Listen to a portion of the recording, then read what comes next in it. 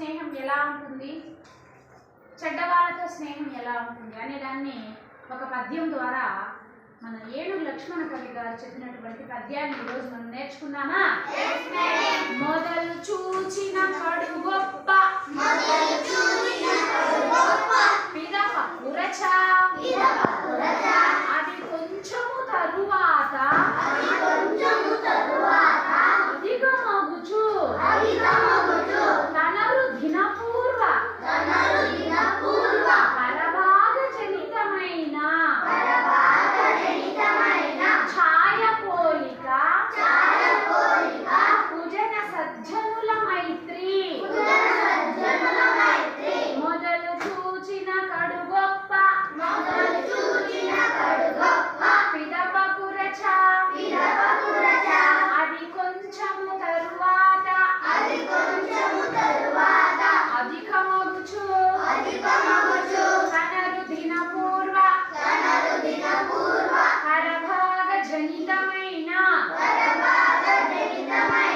ఛాయ పోలిక కుజన సజ్జనుల మైత్రి. అంటే మీ చెడ్డవాళ్ళతో స్నేహం ఎలా ఉంటుందంటే, పొద్దున్నే మనము ఎండలో నిలుచుకుంటాం కదా, అప్పుడు మన నీడ ఎంత ఉంటుంది,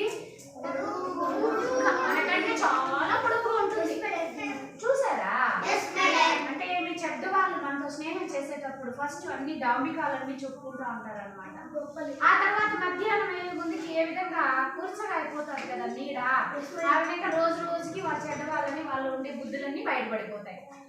అదే మంచి వాళ్ళ స్నేహం ఎలా ఉంటుందంటే, మధ్యాహ్నం 12 తర్వాత ఎండలో నిలుచుకుంటే మన నీడ ఎంత ఉంటుంది, కూరచగా పొట్టిగా ఉంటుంది కదా. సాయంత్రం ఏముందుకు ఏమవుతుంది, మంచి వాళ్ళతో స్నేహము, మంచి వాళ్ళతో కనుక నువ్వు స్నేహం చేసావనుకో, మొదట ఏంటి వీళ్ళు ఇలా ఉన్నారు అనిపిస్తుంది మనకే. బట్ వాళ్ళతో అలాగే స్నేహం కొనసాగిస్తే వాళ్ళలాగే నువ్వు కూడా గొప్పవాడు ఉంటావు అనేది. సో మీరు ఈ వయసులో ఏం చేయాలి, ఎవరిది మంచి స్నేహము, ఎవరిది చెడు స్నేహం అనేది తెలుసుకోవాలి. ఓకేనా? ఇప్పుడు మనం అందరూ కలిసి పాడుదామా? స్టార్ట్. మొదలు చూచిన కడు గొప్ప పిదప కురచ అది